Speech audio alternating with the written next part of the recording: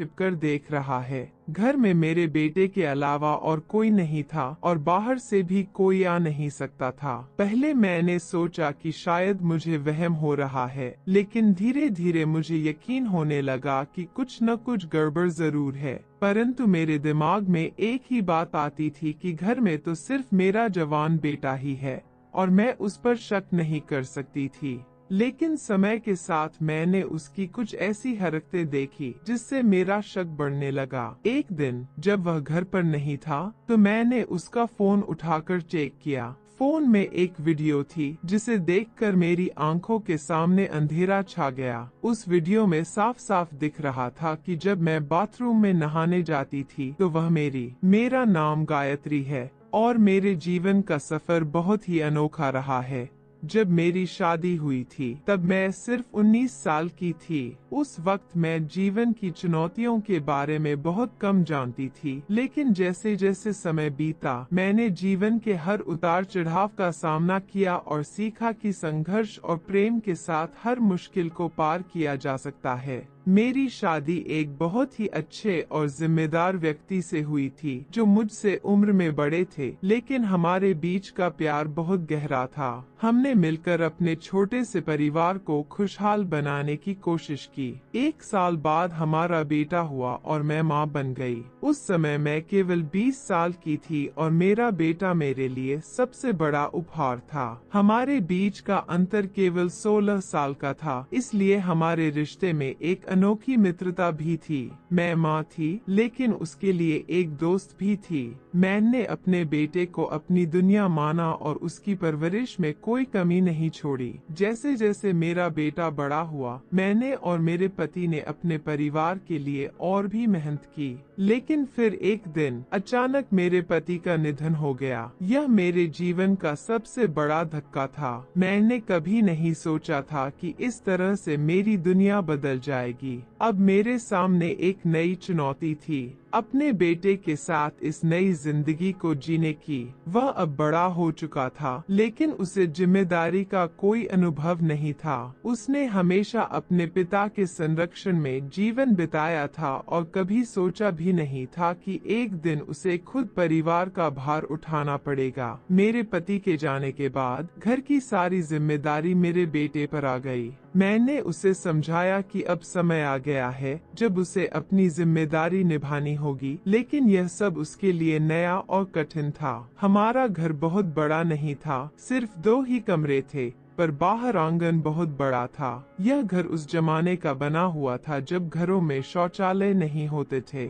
बाद में मेरे पति ने घर के एक कोने में एक छोटा सा शौचालय बनवाया था। यह शुक्र है कि घर में शौचालय बन गया था, क्योंकि बाहर जाना बहुत असुविधाजनक लगता था। वैसे भी अब वह जमाना बीत चुका था। मेरी आदत थी कि मैं रोजाना नहाया करती थी, लेकिन जब से मेरे पति इस दुनिया से चले गए तब से नहाने के दौरान मुझे बाथरूम में कुछ अजीब महसूस होने लगा। जैसे ही मैं बाथरूम में जाती मुझे ऐसा लगता था कि कोई अंदर झांक रहा है। एक दिन मुझे ऐसा एहसास हुआ तो मैंने इधर उधर देखा, लेकिन वहाँ कोई नहीं था। मैंने सोचा शायद यह मेरा भ्रम होगा, लेकिन अगले दिन भी वही हुआ। अब मैं इस बात से बहुत परेशान हो गई थी, लेकिन यह ऐसी बात थी कि मैं अपने बेटे रोहन को भी नहीं बता सकती थी। रोहन मेरा जवान बेटा था, बेहद खूबसूरत, लेकिन उसने कभी मेहनत नहीं की थी। अब हालात ने उसे मेहनत करने पर मजबूर कर दिया था और इसी वजह से वह आजकल बहुत चिड़चिड़ा रहने लगा था। एक रात वह मेरे पास आकर बैठ गया और कहने लगा, मम्मी मैं बहुत परेशान हूँ, सब कुछ कैसे होगा? हम तो सिर्फ 2 लोग हैं,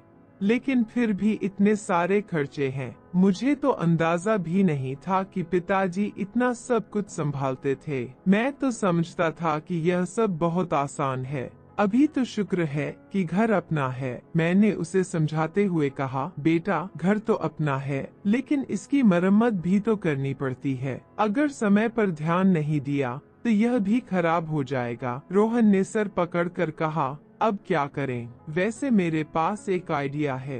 आप मेरी शादी करा दो और लड़की वालों से कुछ पैसे मांग लो। उन पैसों से हम घर की मरम्मत भी कर लेंगे और कुछ काम धंधा भी शुरू कर लूंगा। जब मैंने उसके मुंह से ये बात सुनी तो मैं हैरान रह गई। मैंने उसे फटकारते हुए कहा, मैंने तुझे कभी ये सब नहीं सिखाया। लड़की वालों से पैसे मांगना कोई अच्छी बात नहीं है। तेरे पिताजी ने मेरे माँ बाप से एक भी रुपया नहीं लिया था और तू इस तरह की बातें कर रहा है। मुझे ये सब कुछ बिल्कुल भी अच्छा नहीं लगता। मैंने तेरी परवरिश इस तरह से नहीं की है कि तू ऐसी बातें करे। किसी की बेटी को अपने घर लाना कोई मामूली बात नहीं होती। वह भी एक जीती जागती इंसान है, उसका ख्याल रखना पड़ता है। तेरे पिताजी बहुत अच्छे इंसान थे और मैं चाहती हूँ कि तू उनसे भी बेहतर बने, लेकिन तू तो अभी से ही लड़की के दहेज पर नजर टिकाए बैठा है। अगर काम करना है तो मेहनत कर, खुद से कुछ कर। मेरे बेटे को मेरी बात बहुत बुरी लगी। जाहिर है उसे बुरा लगना ही था। वह कहने लगा, मम्मी खर्चे बहुत ज्यादा हैं। मैं तो आपसे अपने दिल की बात कर रहा था और आपने तो मुझे इतना लंबा लेक्चर दे दिया। ठीक है, मत करवाओ मेरी शादी। मैंने कहा, तेरी शादी तब तक नहीं करवाऊंगी जब तक तू कोई पक्की नौकरी नहीं कर लेगा। यह सुनकर वह इतना कहकर चला गया। आजकल नौकरी नहीं मिलती, कोई ना कोई जुगाड़ ही करना पड़ता है। मैंने पूछा, यह जुगाड़ क्या होता है? तो वह कहने लगा, जुगाड़ का मतलब है शॉर्टकट से पैसा कमाना। मैंने कहा, ऐसे कभी कुछ हासिल नहीं होता, मेहनत करनी पड़ती है। रोहन के जाने के बाद मैं अकेली बैठी सोचती रही।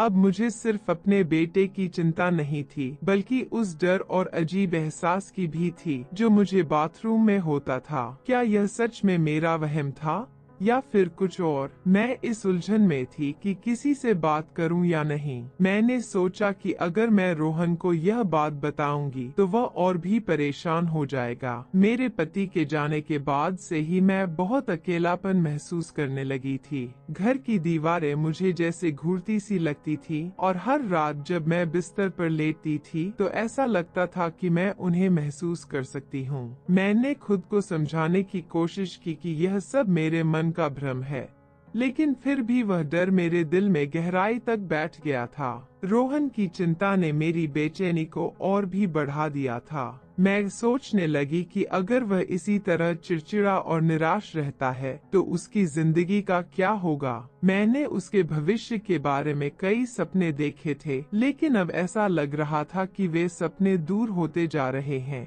अगली सुबह मैंने तय किया कि मुझे खुद को मजबूत करना होगा। मैं अपने डर और चिंताओं के आगे झुक नहीं सकती थी। मैंने निश्चय किया कि मैं अपने बेटे को सही मार्ग दिखाऊंगी और उसे मेहनत की अहमियत समझाऊंगी। मैंने रोहन को उसके पसंदीदा नाश्ते के साथ बुलाया और उसकी थाली परोसते हुए कहा, रोहन, मैं समझती हूँ कि तुम पर बहुत दबाव है और यह सब तुम्हारे लिए नया है, लेकिन याद रखना, किसी भी बड़ी सफलता के लिए मेहनत और धैर्य की जरूरत होती है। शॉर्टकट से कभी कुछ हासिल नहीं होता और अगर होता भी है तो वह ज्यादा दिन टिकता नहीं। रोहन ने मेरी बात ध्यान से सुनी लेकिन कुछ नहीं कहा। मैंने उससे कहा, मैं तुमसे बहुत उम्मीदें रखती हूँ और मुझे यकीन है कि तुम सही रास्ता चुनोगे, चाहे जितनी भी मुश्किलें आएं। अगर तुम मेहनत करोगे तो सब ठीक हो जाएगा। रोहन ने बस सिर हिलाया और नाश्ता करने लगा।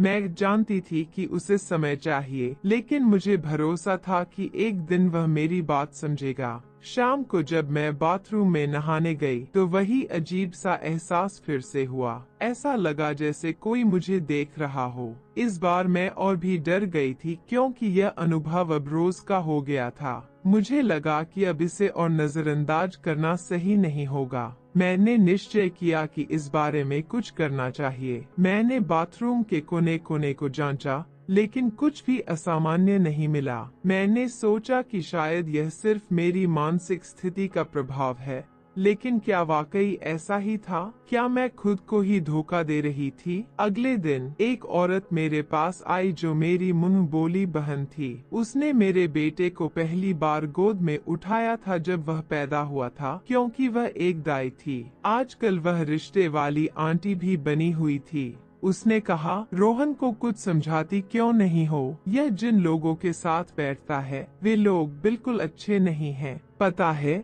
इसके दोस्त ने क्या किया है? तुझे बताऊं तो तू भी हैरान रह जाएगी, और मुझे लगता है कि तेरे बेटे ने भी वही किया होगा। मैंने पूछा, क्या मतलब? उसने कहा, जो लोग इसके साथ ज्यादा उठते बैठते हैं उनमें से 2 लड़कों ने एक लड़की के साथ। वह बोल ही रही थी कि मैं समझ गई। मैंने कहा, नहीं तू झूठ बोल रही है। उसने कहा, हाँ ऐसा ही हुआ है, और मैं क्यों झूठ बोलूंगी? सारे मोहल्ले को पता है। शुक्र कर कि तेरे बेटे पर अभी तक कोई बात नहीं आई।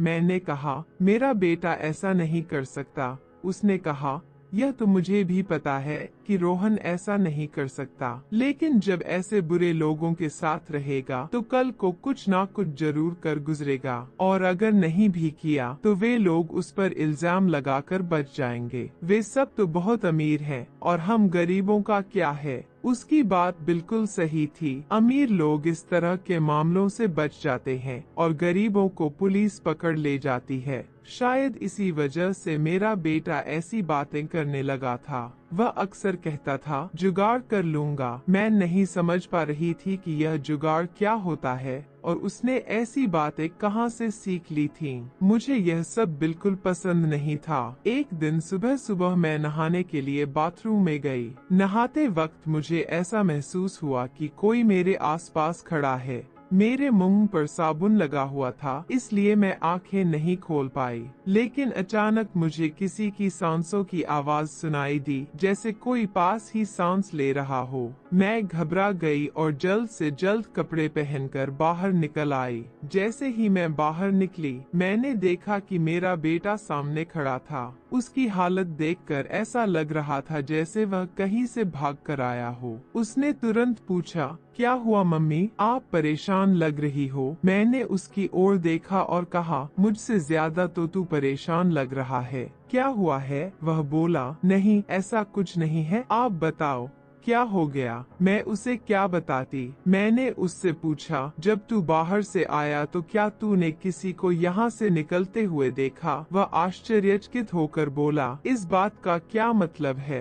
क्या घर में कोई आदमी आया था? अगर ऐसा है तो मैं उसे जिंदा नहीं छोड़ूंगा। मैंने उसे शांत कराते हुए कहा, पहले पूरी बात तो सुन ले। फिर मैंने उसे बताया कि मुझे ऐसा लगा जैसे कोई आसपास खड़ा है। मैंने उसे पूरी बात नहीं बताई क्योंकि मुझे शर्म आ रही थी। वह कहने लगा, नहीं मैं बाहर से ही आया हूँ, यहाँ कोई नहीं था, ना गली में और ना ही आसपास कोई दिखा। मैं सोच में पड़ गई कि अगर कोई नहीं था तो फिर मैंने जिसे महसूस किया वह कौन था? वह कोई भी हो, इतनी जल्दी तो भाग नहीं सकता था। कुछ दिनों बाद ऐसा ही एक और वाकया हुआ। जब मैं बाथरूम से बाहर निकली तो फिर से मेरा बेटा वहीं खड़ा था। यह मेरे लिए बहुत अजीब था कि मुझे बार बार ऐसा क्यों लग रहा था कि कोई मुझे देख रहा है, और फिर हमेशा मेरे बाहर निकलते ही मेरा बेटा सामने खड़ा होता था। इस घर में मेरे बेटे के अलावा और कोई नहीं था, पर क्या मेरा बेटा ऐसा कर सकता था? मेरे मन में यह सवाल तब तक नहीं उठा जब तक मेरी एक दोस्त ने एक कहानी नहीं सुनाई। वह हमेशा कहती थी कि उसे मोहल्ले की हर खबर रहती है। शायद इसी वजह से मेरी शंकाएं और बढ़ गईं। एक दिन मेरे पास आई और कहने लगी, तुझे पता है वह दीप्ति है ना, उसकी 17 साल की बेटी रिया की वीडियो वायरल हो गई है। मैंने पूछा, कैसी वीडियो? तो वह बोली, वही वीडियो जैसी आजकल वायरल हो जाती हैं और धूम मचा देती हैं। मैंने कहा, यह तो बहुत बुरी बात है। वीडियो किसने वायरल की? उसने जवाब दिया, अगर तुझे बताओ कि वीडियो किसने वायरल की है तो तू भी पागल हो जाएगी। मैंने जिज्ञासावश कहा, बताओ तो सही। उसने फिर एक ऐसी बात बताई कि मैं सुनकर हैरान रह गई। सोचने लगी कि यह समाज आखिर किस दिशा में जा रहा है। उसने कहा, रिया की वीडियो उसके अपने पति ने वायरल की है और दोनों यानी रिया और उसके पति इस मामले में मिले हुए हैं। उन्होंने वीडियो को लाखों रुपए के लिए बेचा है। उनका कहना है कि कुछ दिनों बाद लोग इसे भूल जाएंगे और जब कोई पूछेगा तो वे कह देंगे कि वीडियो नकली है। मैंने हैरानी से पूछा, इतनी अंदर की बात तुझे कैसे पता चल गई? वह बोली, यह छोड़, ये अंदर की बात हो या बाहर की, देख तो सही कि आजकल कैसी हरकतें हो रही हैं। एक पति अपनी पत्नी की वीडियो सिर्फ पैसे कमाने के लिए वायरल कर रहा है। तुझे नहीं लगता कि यह समाज पता नहीं किस दिशा में जा रहा है? हमें अपने बच्चों को संभाल कर रखना चाहिए। उसकी एक जवान बेटी थी जिसका नाम प्रियंका था। वह चाहती थी कि उसकी शादी मेरे बेटे रोहन से हो। मुझे भी प्रियंका बहुत पसंद थी। एक बार मैंने रोहन से इस बारे में बात की तो उसने कहा, लड़की तो बुरी नहीं है, लेकिन माँ ने शर्त रखी है, यह मुझे पसंद नहीं। वह भी तो हमारी तरह गरीब है, हमें किसी अमीर घर से बहू लानी चाहिए।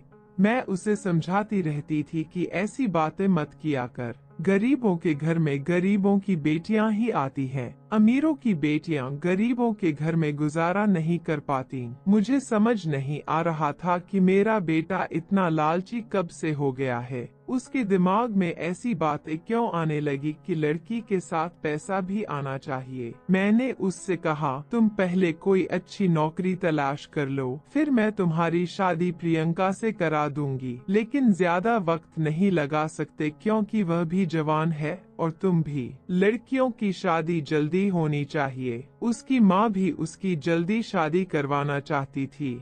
अब तो तेरे पिताजी भी इस दुनिया से चले गए हैं, तो अब तुझे ही सब कुछ देखना है। इसलिए अच्छा है कि कोई नौकरी कर ले। मेरा बेटा कहने लगा कि नौकरी नहीं मिली, लेकिन एक काम मिला है जिसमें बहुत पैसे हैं, पर काम थोड़ा गलत है। मैंने पूछा, क्या मतलब, कौन सा काम है? और तू ऐसे क्यों कह रहा है कि थोड़ा गलत है? गलत तो गलत होता है, थोड़ा गलत क्या होता है? मेरे बेटे ने कहा, मम्मी आपको बताकर मैं पछता रहा हूँ। ऐसी बात नहीं है, बाद में बताऊंगा। और यह कहकर वह कहीं चला गया। मैं सोचती रही कि वह क्या कह रहा था। मेरा दिल बैठ गया, क्योंकि आजकल जिस तरह की हरकतें हो रही हैं, किसी भी जवान लड़के या लड़की को अपनी बातों में फंसाना कोई बड़ी बात नहीं रह गई है। मेरा दिल डूब सा गया था। मैं जानती थी कि इस दुनिया में अच्छे लोग भी हैं, लेकिन बुरे लोग भी कम नहीं हैं, जो अपने स्वार्थ के लिए दूसरों का इस्तेमाल करते हैं।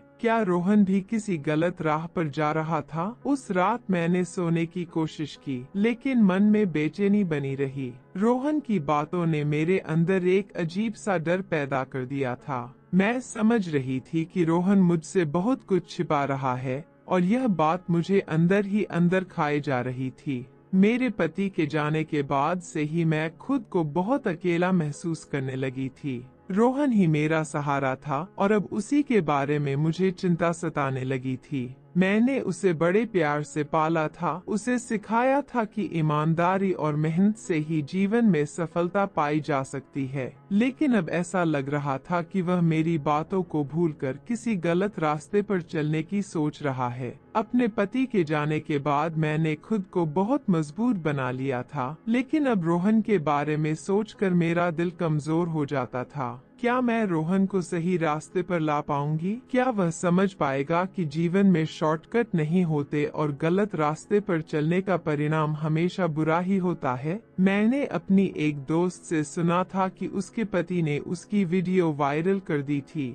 इस बात ने मेरे दिल में भी एक डर बैठा दिया था। मैं सोचने लगी कि कोई मेरे साथ भी ऐसा कर सकता है। कोई मुझे बार बार क्यों देखेगा? कहीं ऐसा तो नहीं कि कोई मेरा वीडियो बना रहा हो और मुझे पता ही न हो? यह सोचते ही मेरा दिल बैठ गया। मैंने अपनी पूरी जिंदगी अपने पति के साथ बहुत अच्छे तरीके से बिताई थी। मैं एक शरीफ औरत थी और अब इस उम्र में अगर मेरे साथ कुछ ऐसा हो जाता तो मैं क्या करती? मेरे जवान बेटे को अगर यह बात पता चल जाती कि यह सब कौन कर रहा है, तो वह शांत नहीं बैठता।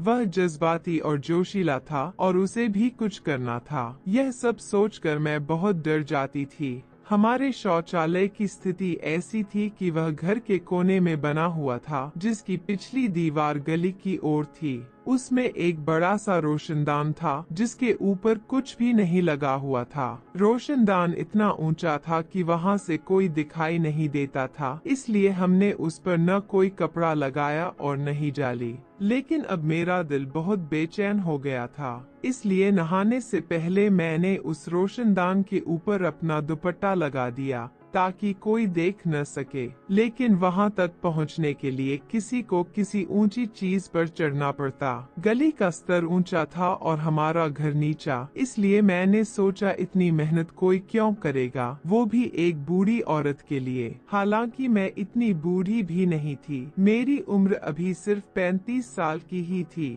मेरा बेटा जवान था और मैं उसकी शादी करना चाहती थी। जब मैं नहाकर बाहर निकली तो यह देखकर हैरान रह गई कि कपड़ा अपनी जगह से हटा हुआ था। अब तो मुझे अजीब सा महसूस होने लगा। मुझे रोना आने लगा कि मेरे साथ ये सब क्या हो रहा है। मैंने तो कभी किसी के साथ बुरा नहीं किया था। अब मैं क्या करूं? अपने बेटे को बता दूं? मामला अब बहुत बढ़ चुका था। इसका मतलब था कि कोई न कोई था जो मेरे साथ यह सब कर रहा था। लेकिन यह बात भी सोचने वाली थी कि किसी बाहरी आदमी को यह कैसे पता चला कि मैं किस समय नहाने जाती हूँ। मैं रोजाना एक समय पर नहाने नहीं जाती थी। कभी सुबह नहा लेती थी, कभी दोपहर को और कभी खाना बनाने के बाद, और गर्मी के मौसम में तो मैं दिन में 2 बार भी नहा लेती थी, क्योंकि मुझे बहुत ज्यादा गर्मी लगती थी और साफ सुथरा रहना मुझे अच्छा लगता था। मुझे यह बात समझ नहीं आ रही थी,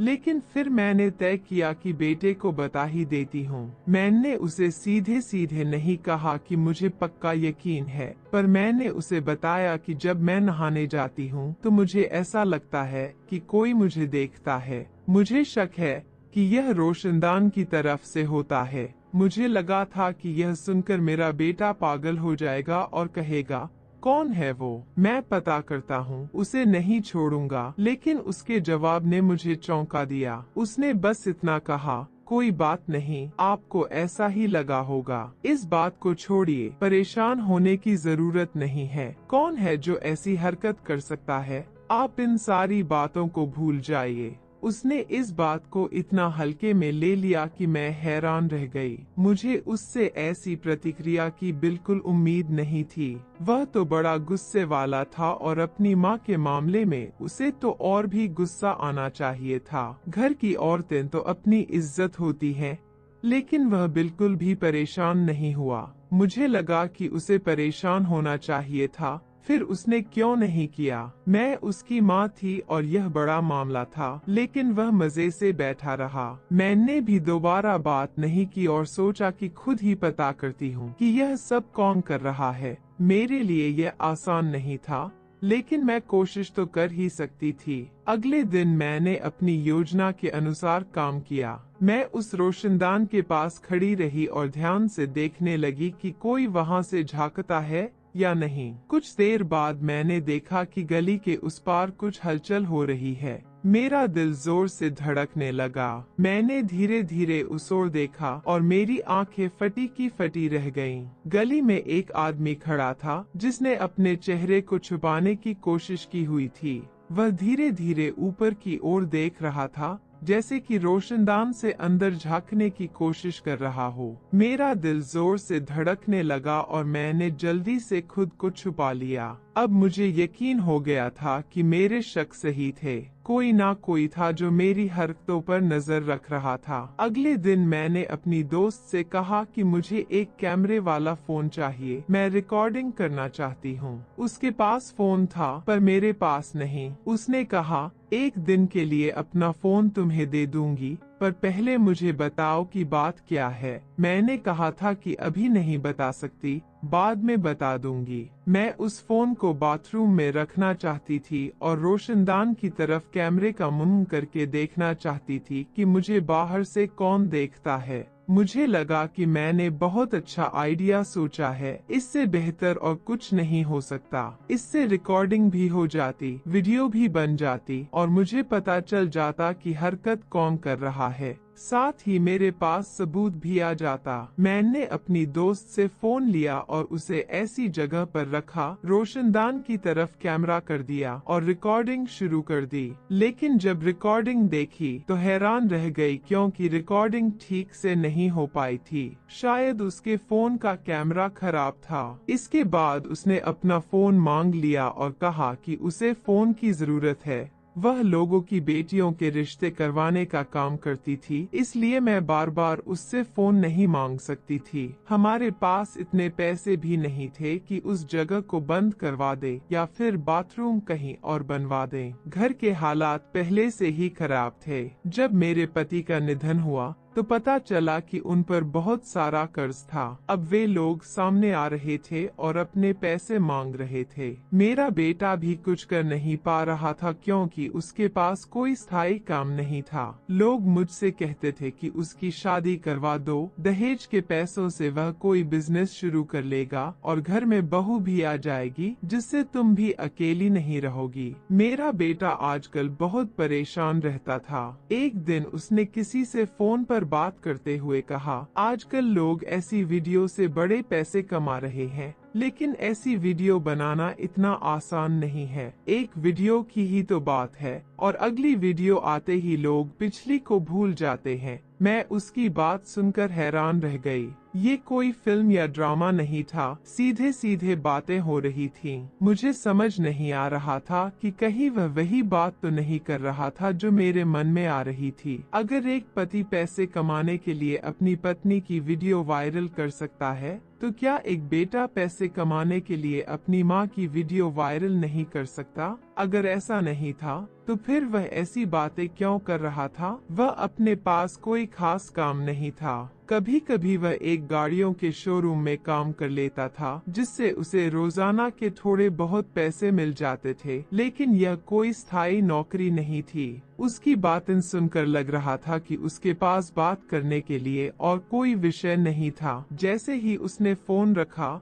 मैं उसके पास गई और पूछा, तुम किससे बातें कर रहे थे? कौन सी वीडियो बनाओगे और वायरल करोगे? क्या तुम भी उस आदमी की तरह कुछ करने का सोच रहे हो जिसने अपनी बीवी की वीडियो वायरल कर दी थी? मेरा बेटा यह सुनकर हैरान रह गया। उसने कहा, मम्मी आप कैसी बातें कर रही हो? बात को कहां से कहां जोड़ रही हो? मैं अपने दोस्त से बात कर रहा था, बस वैसे ही बात हो रही थी। मैंने फिर उससे पूछा, तो फिर वह कौन सी वीडियो थी जिसकी बात कर रहे थे? आजकल तो हर तरफ औरतों की ही वीडियो वायरल होती हैं, जिनमें या तो वह डांस कर रही होती हैं या फिर कुछ और कर रही होती हैं। देखो, अगर मुझे पता चला कि तुमने भी कोई गलत हरकत की है तो मैं तुम्हें जेल से भी नहीं छुड़वाऊंगी। उसने गुस्से में जवाब दिया, मम्मी मैं ऐसी कोई हरकत क्यों करूंगा जिसकी वजह से मुझे जेल जाना पड़े? फिर मैंने उसे याद दिलाया, मैंने तुम्हें बताया था कि जब मैं नहाने जाती हूँ तो मुझे ऐसा लगता है कि कोई बाहर खड़ा होकर देख रहा है।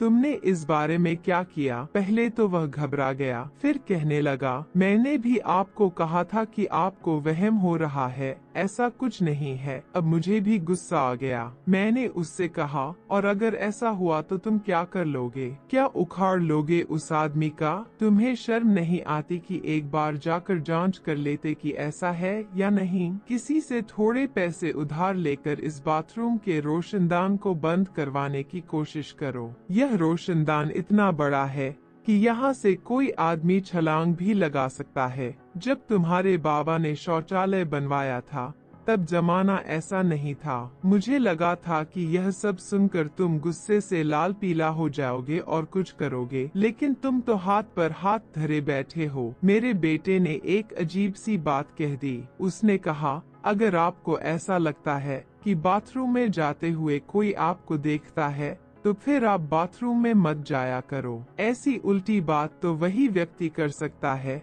जिसका दिमाग उलझा हुआ हो, और मेरे बेटे का दिमाग सच में बहुत उलझा हुआ लग रहा था। आखिर ऐसा कैसे हो सकता है कि मैं बाथरूम में ना जाऊं? गर्मी का मौसम था, क्या मैं नहाती भी नहीं? मुझे तो नहाने का शौक था और साफ सुथरा रहने की आदत भी थी। मैं इस बारे में बहुत सोचती रही और अब मुझे समझ आ गया था कि मुझे क्या करना है। मुझे अपने बेटे पर नजर रखनी थी क्योंकि इस घर में और कोई नहीं था और बाहर से भी कोई अजनबी हमारे घर में नहीं आता। मैं हैरान थी कि मेरे बेटे को अचानक से क्या हो गया था। पहले वह छोटी छोटी बातों पर इतना गुस्सा करता था, लड़ने मरने को तैयार हो जाता था, लेकिन अब वह बिल्कुल सामान्य हो गया था। उधर प्रियंका की माँ बार बार कहती थी कि उसकी बेटी मेरे बेटे को पसंद करती है। वह चाहती थी कि मैं उसे कहूं कि कोई अच्छी नौकरी कर ले ताकि दोनों की सगाई कर दी जाए। लेकिन मैं सोचती थी कि मेरे बेटे को आजकल कुछ समझ ही नहीं आ रहा है कि वह किस दिशा में जा रहा है। लेकिन प्रियंका भी पागल थी जो रोहन से प्यार कर बैठी थी। मुझे लगता था कि अगर वह वाकई उससे प्यार करती थी तो उसे किसी और से शादी नहीं करनी चाहिए थी, चाहे उसे कुछ साल तक इंतजार ही क्यों न करना पड़ता। प्रियंका मेरे दोस्त की इकलौती बेटी थी और अपने घर में सबसे ज्यादा लाडली भी। वह मुझे भी बहुत सुंदर लगती थी। एक मुसीबत मेरे सर पर जरूर थी कि मुझे अपने बेटे पर नजर रखनी थी, लेकिन नजर तब रखती जब वह घर पर होता। आजकल वह ज्यादातर समय घर से बाहर ही रहता था। हालांकि जब तक मैं खाना वगैरह बना रही होती थी तब तक वह घर में ही होता था। एक दिन जब मैं नहाने के लिए गई तो उसका फोन उसके कमरे में पड़ा हुआ था। पता नहीं मेरे दिमाग में क्या आया, मैंने सोचा कि क्यों न उसका फोन चेक करूं और देखूं कि उसमें क्या है। आखिर वह मेरा बेटा था और मुझे उसके फोन को चेक करने का हक था। मैंने फोन की गैलरी खोली तो उसमें एक वीडियो थी। वीडियो देखकर मेरे पैरों तले जमीन खिसक गई। वह वीडियो बाथरूम की थी और साफ नजर आ रहा था कि उसमें क्या हो रहा था। मेरी आंखों में आंसू आ गए और मेरी हालत अजीब सी हो गई। मैंने बार बार देखा कि कहीं और भी वीडियो तो नहीं है, लेकिन वहाँ सिर्फ एक ही वीडियो थी। मैं उस वीडियो को देख ही रही थी कि अचानक किसी ने मेरे कंधे पर हाथ रखा। मैं चौंक गई और पीछे मुड़कर देखा तो मेरा बेटा खड़ा था। उसने देख लिया था कि उसका फोन मेरे हाथ में है और मैं वह वीडियो देख चुकी हूँ। यह सुनकर मेरे बेटे का चेहरा गंभीर हो गया। उसकी आंखों में डर की छाया थी। मेरी आंखों में भी एक सवाल उमड़ रहा था जिसे मैं आखिरकार पूछ ही बैठी। जवाब सुनते ही मैं दंग रह गई। मैंने अपने बेटे की ओर देखा, मेरी आंखों में आंसू छलक पड़े। मैंने उससे कहा, तूने यह सब कब किया, कैसे किया और क्यों किया, बता मुझे। अब उसके भी आंखों में आंसू थे और गुस्से से उसके हाथ कांपने लगे। उसने गहरी सांस लेते हुए कहा, उसी दिन किया था जिस दिन आपने मुझे बताया कि कोई आपको छुपकर देखता है। आपको क्या लगता है मैं हाथ पर हाथ धरे बैठा रहा? जब आपने कहा था कि कोई आपको देख रहा है तो मुझे बहुत गुस्सा आया था, लेकिन मैं जानता था कि मेरा गुस्सा करना आपको परेशान कर देगा और आप डर जाएंगी। इसलिए मैंने फैसला किया कि मैं आपको कुछ नहीं बताऊंगा, लेकिन जो भी यह सब कर रहा है उसे पकड़ कर ही रहूंगा। मैंने सबसे पहले रोशनदान पर एक छोटा कैमरा लगा दिया था जिसका रुख बाहर की ओर था। उसमें आप नहीं बल्कि बाहर का दृश्य दिखता था। उसी कैमरे से मुझे पता चला कि वह हमारे मोहल्ले का ही लड़का है जो गली में खड़ा होकर देखता है। जैसे ही उसे पानी गिरने की आवाज आती है वह समझ जाता है कि कोई अंदर गया है और फिर अंदर झांकने की कोशिश करता है। मैंने उसका नाम और घर का पता भी मालूम कर लिया है। मेरा तो दिल करता था कि सीधे उसके घर जाऊं और उसे गोली मार दूं, लेकिन जब अपने दोस्त से बात की तो उसने समझाया कि ऐसा करने से कुछ हासिल नहीं होगा। उसने तुम्हारी माँ की कोई वीडियो बनाई है जो उसके पास है, पहले हमें वह वीडियो निकालनी होगी। मैं उसी से बात कर रहा था जब आपने मेरी बात सुनी थी। मैंने मोहल्ले के कुछ लोगों से बात की है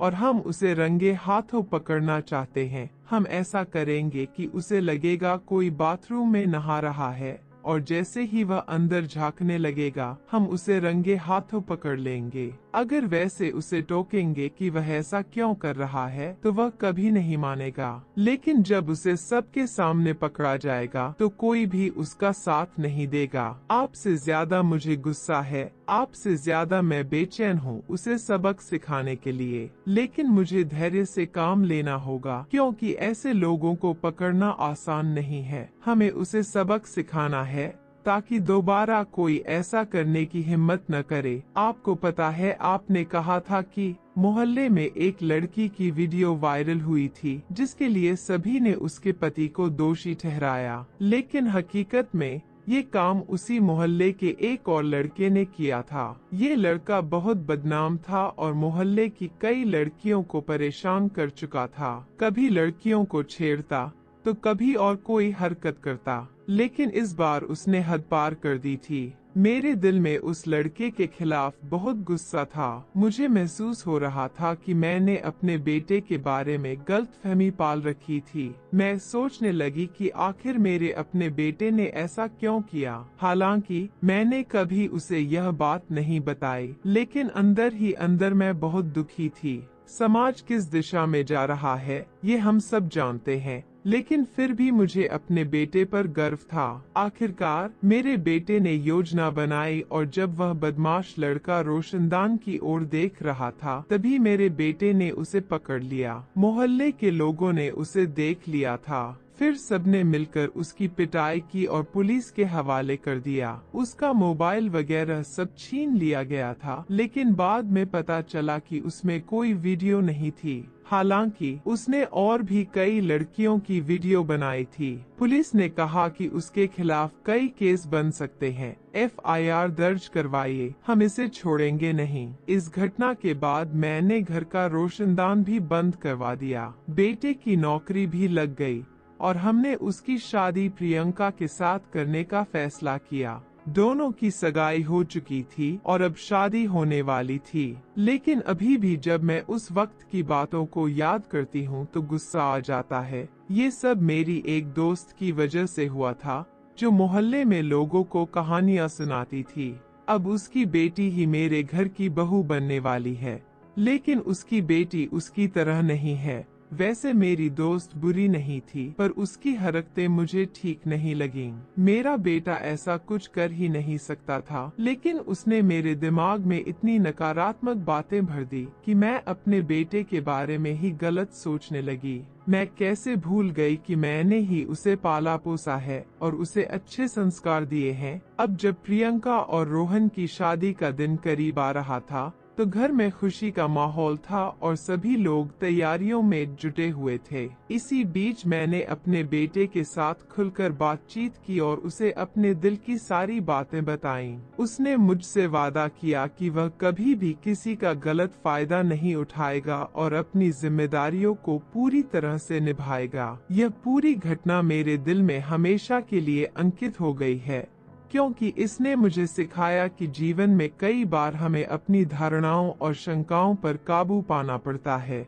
रिश्तों में सबसे महत्वपूर्ण चीज भरोसा होता है। जब हम अपने करीबियों पर शक करते हैं तो हम सिर्फ उन पर ही नहीं बल्कि खुद पर भी सवाल खड़े कर रहे होते हैं। मैंने अपने बेटे को गलत समझा, लेकिन उसने अपने कार्यों से मुझे गलत साबित कर दिया। अब मैं संतुष्ट हूँ कि मैंने रोहन को सही संस्कार दिए थे और उसने मेरे विश्वास को कायम रखा। प्रियंका और रोहन की शादी के बाद मैं इस नतीजे पर पहुँची कि हर माँ बेटे के रिश्ते में उतार चढ़ाव आते हैं, लेकिन असली परीक्षा तब होती है जब हम उन कठिनाइयों में भी एक दूसरे का साथ नहीं छोड़ते। इस घटना ने मुझे यह भी याद दिलाया कि समाज में चाहे कुछ भी हो रहा हो, हमें अपने परिवार के प्रति सच्चा और भरोसेमंद रहना चाहिए, क्योंकि अंततः यही रिश्ते हमें सहारा देते हैं और हमें उन मुश्किलों से पार पाने की ताकत प्रदान करते हैं। अगर आपकी जिंदगी में भी कभी ऐसा कुछ हुआ हो तो हमें कमेंट में जरूर बताएं। अगर आप